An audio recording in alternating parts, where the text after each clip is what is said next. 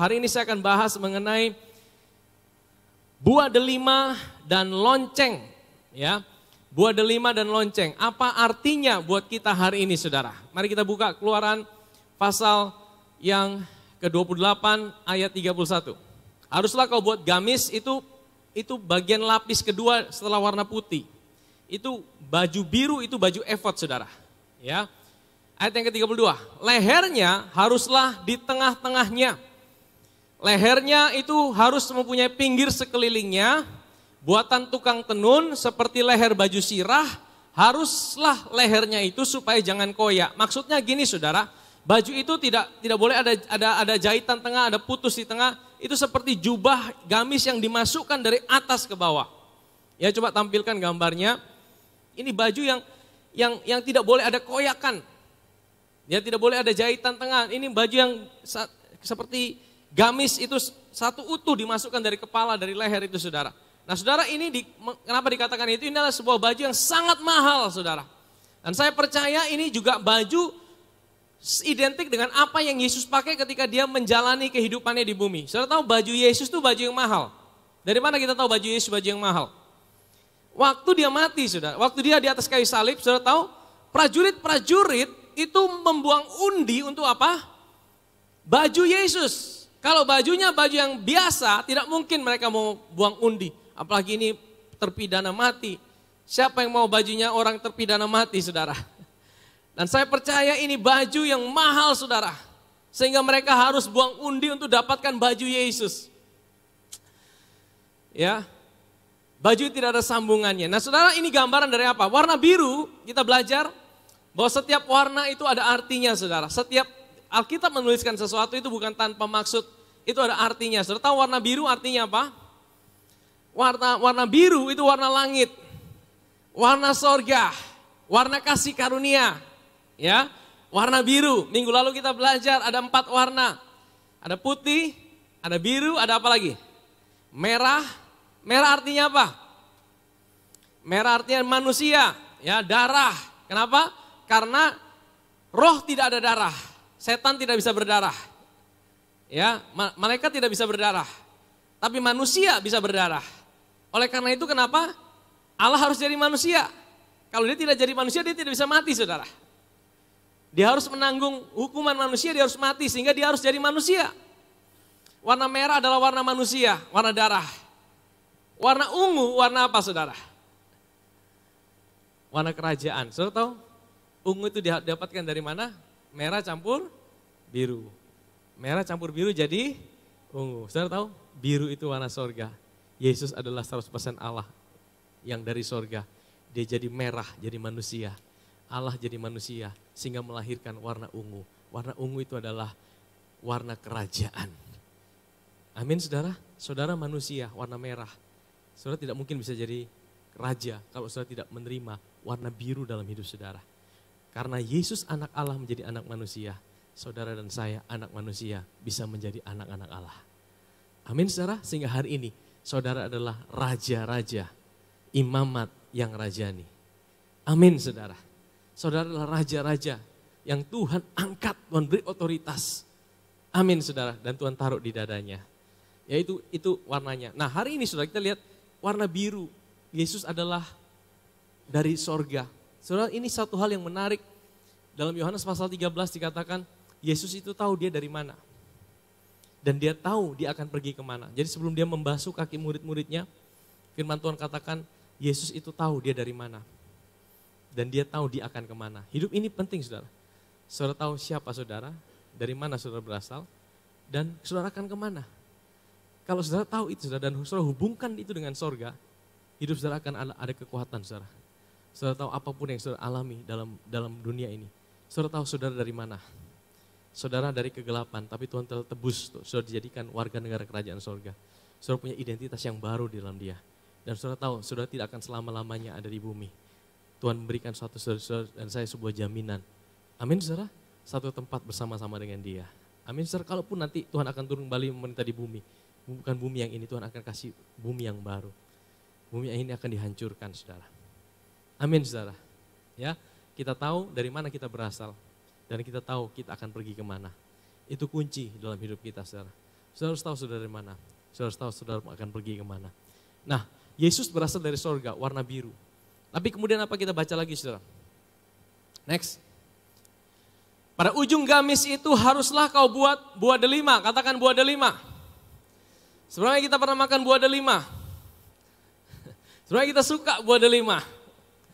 Ya, saudara, saya di Kupang belum pernah coba, saudara. Tapi katanya ada, ya. Tapi waktu ada banyak ya. Tapi waktu saya pergi ke Israel, saudara, di situ buah delimanya besar-besar, saudara. Wah, itu di sana mereka selalu makan ada buah delima, saudara. Dan rasanya memang enak sekali, ya. Nah, saya akan jelaskan apa arti dari buah delima, saudara. Pada ujung gamis itu haruslah kau buat buah delima dari kain ungu tua, kain ungu muda, dan kain kirmisi. Sekali lagi warnanya sama. Ya, kain ungu tua itu warnanya ungu, biru, dan merah. Ya, 3 benang itu dicampur jadi satu untuk membentuk buah delima. Pada sekeliling ujung gamis itu dan di antaranya berselang-seling giring-giring emas. Coba tampilkan. Nah, di ujung daripada gamis efod ini saudara, itu ada buah delima, kemudian ada lonceng itu saudara, kemudian buah delima, ada lonceng lagi, buah delima, lonceng lagi, buah delima, lonceng lagi. Nanti saya akan jelaskan kenapa ini mesti dibuat berselang-seling, kenapa tidak jadi satu lonceng semua, jadi satu buah delima semua, kenapa harus selang-seling saudara? Ini ada artinya saudara, nanti saya akan jelaskan saudara. Tapi kita teruskan dulu ke Keluaran pasal 28. Pada ujung gamis itu haruslah kau buat buah delima dari kain ungu tua. Nah terus ayat 34. Sehingga satu giring-giring emas dan satu buah delima selalu berselang-seling pada ujung gamis itu.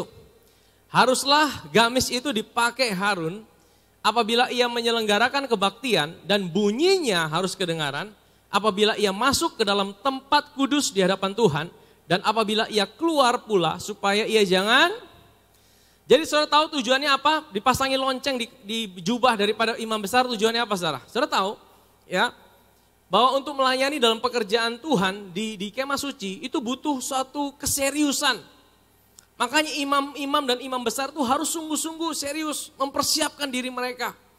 Mereka tidak bisa sembarangan. Karena apa saudara? Kalau mereka sembarangan saudara, mereka bisa mati saudara. Mereka bisa mati dan itu sudah ada banyak buktinya. Anak daripada Harun namanya Nadab dan Abihu. Saudara pernah dengar tidak saudara? Nadab dan Abihu itu anak daripada Harun saudara yang akan menggantikan Harun menjadi imam besar. Itu mati di hadapan Tuhan karena mereka ambil api asing untuk mempersembahkan ukupan di dalam kemah suci saudara. Waktu mereka mempersembahkan ukupan Tuhan bilang ini api asing langsung dihukum mati. Api dari Tuhan menyambar mereka. Mereka dua-dua langsung mati seketika saudara. Sehingga apa saudara? Sehingga ya imam besar itu pakaiannya itu dibawa taruh lonceng supaya apa? Supaya kedengaran bunyinya. Maksudnya apa?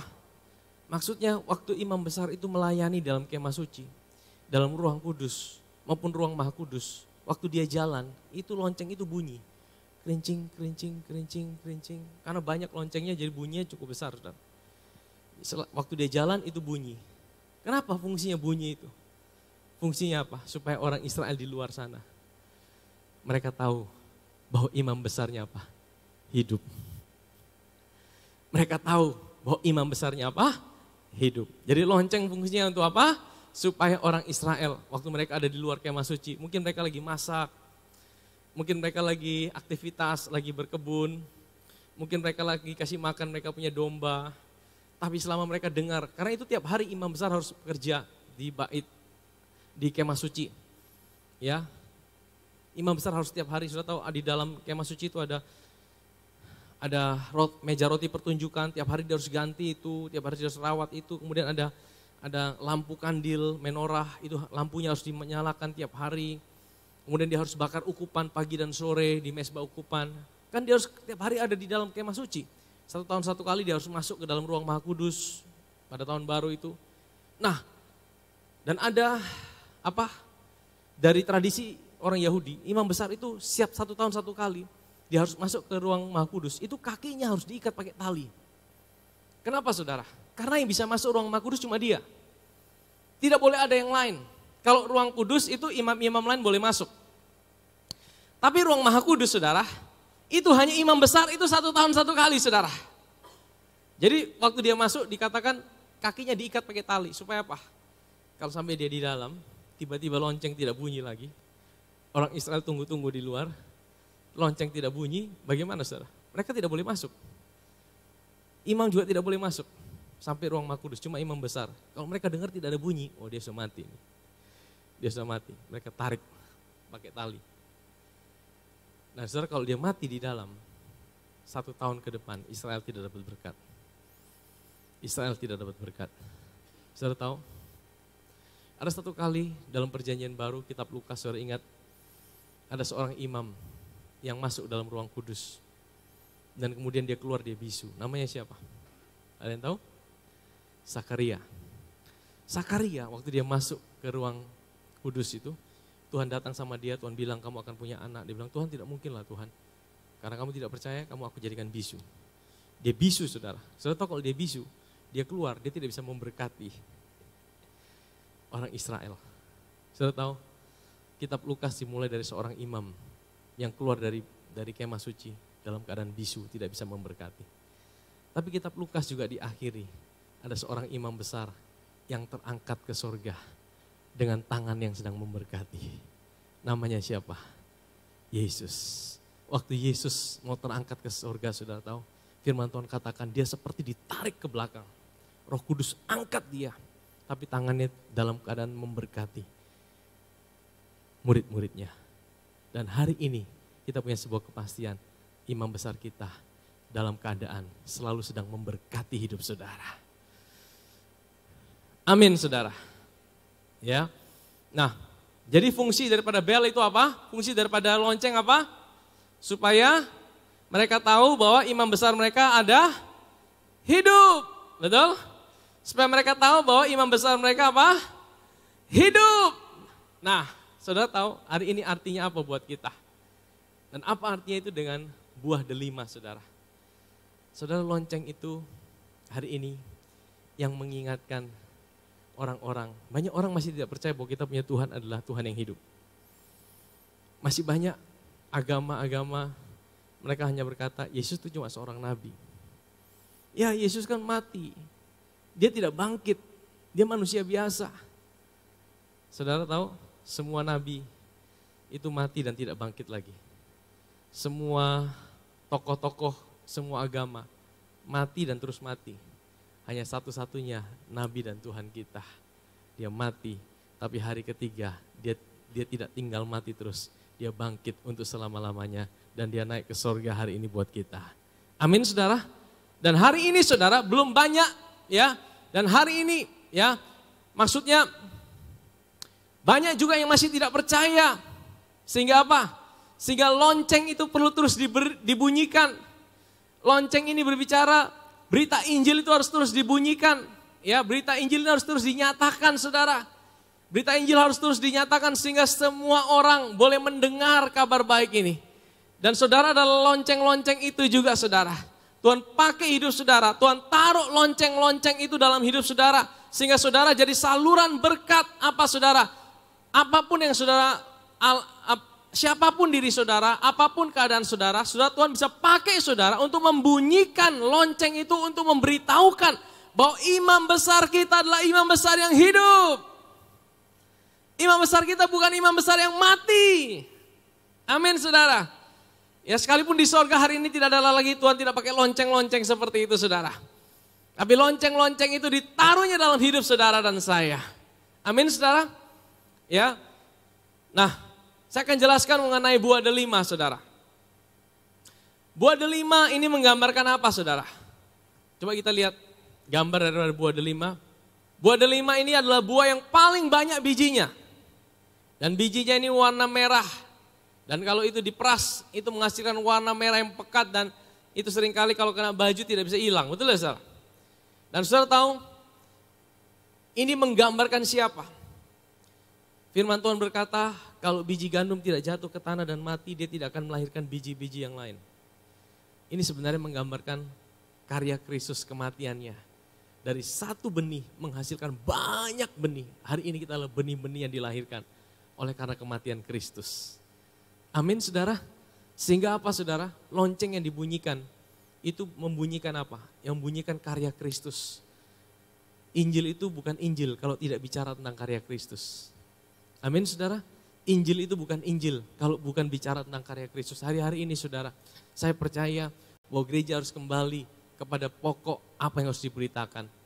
Kita bersyukur kita boleh ada dalam dunia digital hari ini, sekalipun mungkin sepertinya kita semua dibatasin, tapi kita bisa tetap melihat ada kebaikan Tuhan di tengah-tengah semua situasi yang ada. Ya, tadi saya katakan bahwa kita akan masuk ke digital, masukkan berita-berita Injil di situ, kita share, kita sebarkan, dan supaya apa? Supaya banyak orang mungkin mereka belum pernah dengar kabar baik. Mereka belum tahu siapa Yesus, mereka belum tahu, mereka belum alami bahwa kita punya Tuhan yang hari ini sudah mati dan bangkit dan hari ini tinggal dalam hidup kita. Itu lonceng yang terus dibunyikan. Lonceng itu berpaduan dengan buah delima itu. Saudara ingat buah delima itu bahannya dari apa? Dari 3 benang, merah, biru, dan ungu. Ini bicara tentang karya Kristus. Allah menjadi manusia dan menjadikan kita hari ini ciptaan yang baru. Itu berita Injil yang perlu terus diberitakan. Siapapun saudara. Amin. Nah saudara tahu arti kedua daripada lonceng itu apa saudara? Lonceng itu berbicara mengenai karunia-karunia Roh Kudus. Karunia-karunia Roh Kudus. Saya mau bilang gini saudara. Ya. Setiap kita orang percaya itu Tuhan pasti kasih karunia dalam hidup saudara. Apa bedanya karunia dan talenta? Kalau talenta itu semua manusia pasti ada. Tapi tidak semua manusia punya karunia. Kalau semua manusia yang lahir di muka bumi ini, percaya Yesus, tidak percaya Yesus, dia pasti punya talenta. Amin. Percaya tidak saudara? Tidak ada anak-anak yang bodoh itu tidak ada saudara. Yang ada anak yang berbeda, dia punya talenta. Talentanya satu di sini, satu di sini, satu di sini. Semua punya talenta. Tapi karunia itu berbeda. Karunia itu dikasih sama Tuhan. Dikasih secara cuma-cuma, itu untuk melayani. Jadi talenta tidak cukup untuk pakai untuk melayani. Talenta untuk menghibur bisa saudara. Saya kasih contoh gini. Ada orang punya talenta bermain musik. Ada orang punya talenta untuk menyanyi. Itu talenta. Dia menyanyi bagus, itu talenta. Dia bermain musik bagus, itu talenta. Tapi karunia, itu yang ditaruh sama Tuhan, sehingga waktu dia menyanyi, ada karunia untuk bisa dia profetik. Karunia yang ditaruh sama Tuhan sehingga dia bisa melepaskan. Saya kasih contoh Raja Daud saudara. Raja Daud itu dia punya talenta bermain musik. Betul? Tapi kalau dia cuma bermain musik, itu tidak pernah bisa melepaskan roh jahat daripada Raja Saul. Dan Tuhan kasih karunia di situ. Itulah karunia Roh Kudus. Waktu dia bermain musik, mungkin bermainnya biasa-biasa saja. Tapi karena ada urapan karunia Roh Kudus. Karunia Roh Kudus itu yang membuat roh jahat pada Raja Saul itu undur daripada Raja Saul. Saudara percaya, setiap kita Tuhan pasti kasih karunia. Amin saudara. Tidak ada saudara saya yang percaya pada Tuhan lahir baru tidak ada karunia. Karena apa? Kalau saudara orang percaya, Tuhan punya panggilan dalam hidup saudara. Percaya setiap kita punya panggilan. Panggilan itu artinya saudara itu punya visi dari Tuhan. Tuhan itu menetapkan saudara untuk sesuatu. Rancangan Tuhan dalam hidup saudara. Tidak ada kita yang lahir karena kebetulan, karena kita mau lahir di bumi ini saudara. Kalau saudara lahir, diizinkan Tuhan lahir itu karena Tuhan punya rencana dan panggilan dalam hidup saudara. Kalau Tuhan punya rencana dan panggilan, Tuhan itu bukan Tuhan yang suruh saudara maju berperang tanpa kasih perlengkapan. Kalau Tuhan punya panggilan dalam hidup saudara, dia kasih saudara yang pertama adalah passion. Saudara tahu passion? Passion itu saudara bisa suka itu melakukan itu. Ya, makanya saudara harus mengetahui panggilan hidup saudara. Panggilan saudara selalu berkaitan dengan rancangan Tuhan buat hidup saudara.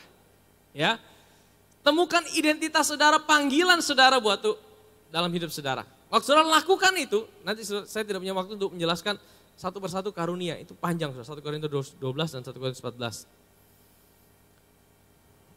Tuhan kasih passion dan Tuhan kasih karunia untuk menggenapi panggilan itu. Jadi saudara bisa bayangkan Tuhan itu baik. Dia kasih saudara panggilan, dia kasih saudara passion, dia kasih saudara karunia untuk menggenapi panggilan itu. Artinya senjata saudara, modal itu Tuhan kasih semua. Waktu saudara berjalan dalam panggilan itu, dia kasih upah lagi sama saudara. Coba kurang baik apa Tuhan kita? Cuma seringkali kita yang tidak mau berjalan dalam panggilan hidup kita. Betul? Nah, karunia itu dipakai untuk pelayanan. Saudara mungkin tanya sama saya mau tahu karunia saya apa, dari mana karunia saya, pastor? Kita tidak bisa tahu karunia kita sampai kita terjun dalam pelayanan. Karena karunia itu mulai bekerja kalau kita mulai melayani, saudara. Kalau saudara melayani, makanya kita mesti terjun, terlibat. Karena kalau saudara tidak masuk melayani, saudara tidak tahu karunia saudara apa. Ya, kita tidak bisa tebak-tebakan, saudara. Dunia buat statistik, oh kamu ini. Tapi oke lah, itu cara dunia. Tapi cara Tuhan kita terlibat. Waktu kita terlibat, kita tahu, oh ini saya ada passion di sini. Waktu saya lakukan ini kok sepertinya tidak maksimal. Tapi kalau dia lakukan sepertinya maksimal, berarti panggilan saya mungkin bukan di sini. Karunia saya bukan ini. Ya, tapi waktu saya lakukan ini sepertinya saya enjoy, saya suka. Dan itu bisa menolong banyak orang. Karunia itu untuk pelayanan. Membawa orang untuk dengar lonceng itu, saudara. Itu karunia. Lonceng itu untuk membuat orang datang pada Tuhan. Amin, saudara. Ya, kalau saudara melakukan pelayanan orang, lonceng itu tidak buat saudara datang. Mungkin saudara tidak bergerak dalam panggilan saudara. Saudara tidak enjoy panggilan saudara. Saudara tidak nikmati. Mungkin bukan panggilan saudara. Saudara mesti temukan. Makanya ayo saya ajak kita hari-hari ini. Ayo temukan. Sehingga saudara bisa bergerak dalam lonceng yang Tuhan taruh dalam hidup saudara. Lonceng itu bisa dibunyikan untuk didengarkan pada banyak orang bahwa kita punya Tuhan yang hidup. Amin, saudara. Panggilan saya, panggilan saudara mungkin berbeda-beda. Ya. Dan kita tidak boleh iri satu dengan yang lainnya. Tuhan sudah kasih itu secara cuma-cuma. Panggilan, karunia itu secara cuma-cuma. Nah, sekarang saya mau bilang, kenapa harus ada buah delima?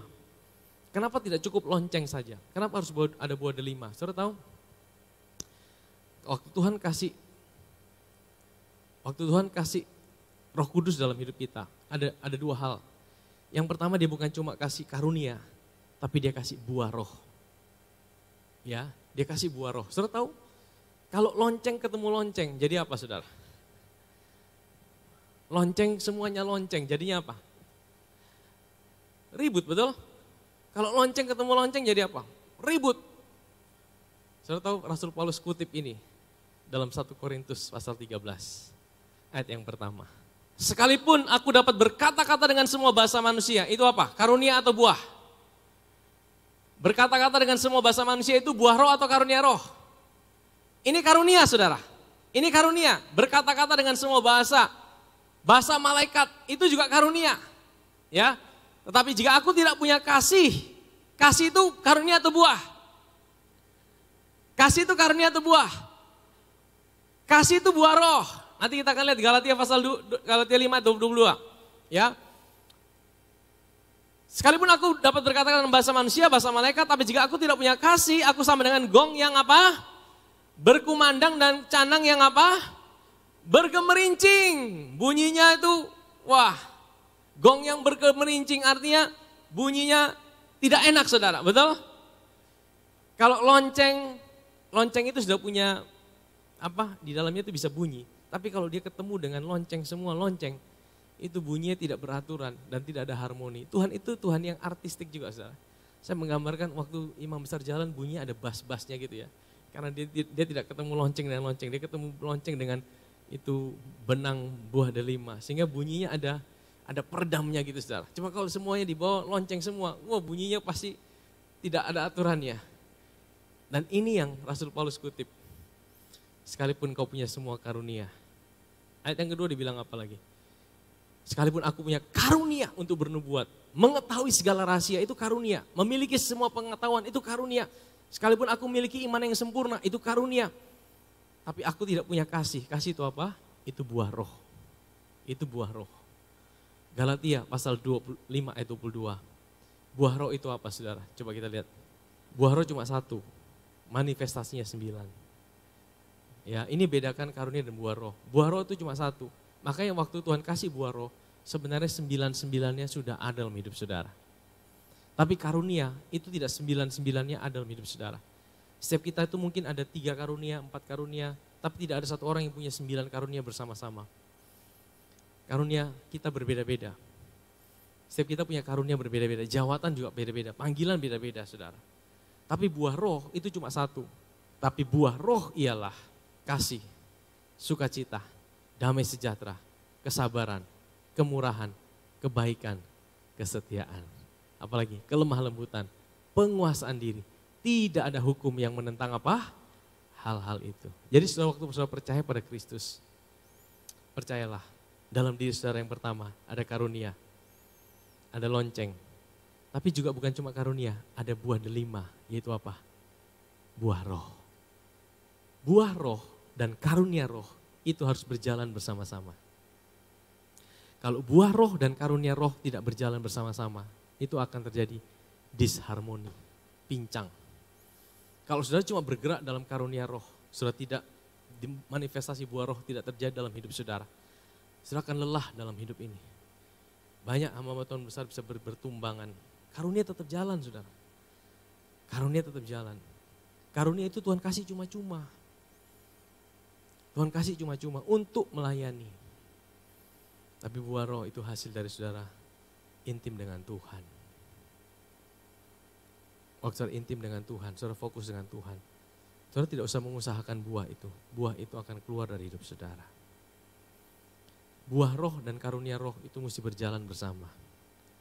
Kalau saudara cuma ada buah roh, tidak ada karunia roh, saudara tidak bisa efektif dalam pelayanan. Betul? Pincang saudara.